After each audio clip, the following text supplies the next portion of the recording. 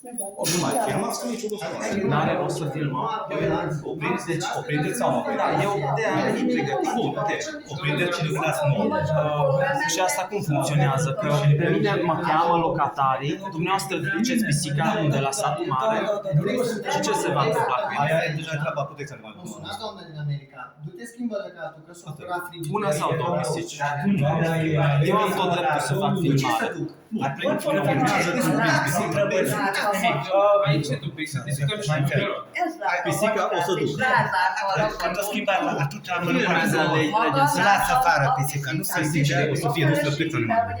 Atunci. Filmează l'agenzia. Ott volt a macska, és rázászta az ajtót. Remegé, igazságtalanság. Haideți să vedeți. Ia, bravo! Eu nu mă duc.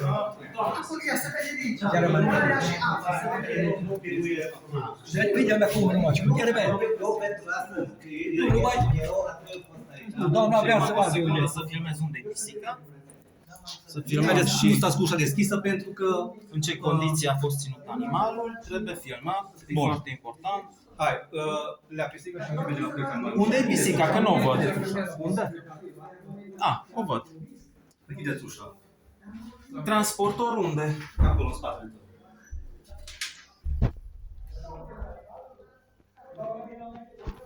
Închide ușa. Nu, e. Ok, l'agenzia va filmează, nu? Și unde e ușa transportorului? Ușa, acolo trebuie să fie. Hai. Aici, stai tu. Asta nu e bun, e rupt. E rupt, asta nu e bun. Aici îmi iese afară. Mi-aduc transportorul meu. Atât. Să țineți ușa să nu iasă pe ușă.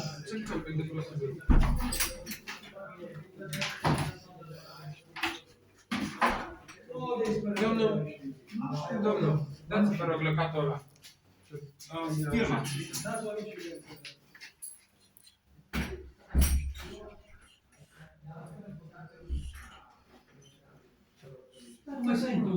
Nu intrați acum, că avem lucruri. Intrăm 50 de persoane și vine o pisică. Aici a spus. Domnul Galmenuș? Nu.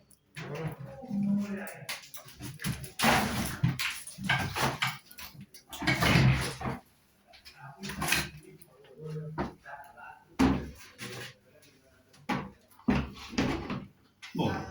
Acum noi mergem cu ea în satul mare și o să fie ok. La cine va fi? La toți animalelor, vă puteți adresa. Dați aici. Și aveți grijă să nu se deschidă astea, că Bine. vă fuge mașina. Ok. Așa. Voi fi contactat de protecția animalelor? O să vă contactez. Hai. Puteți pleca să închidem ușa. Haideți afară. Te mulțumim de ajutor. Crește, hai, domnul. Mulțumesc. Stați pe ușă.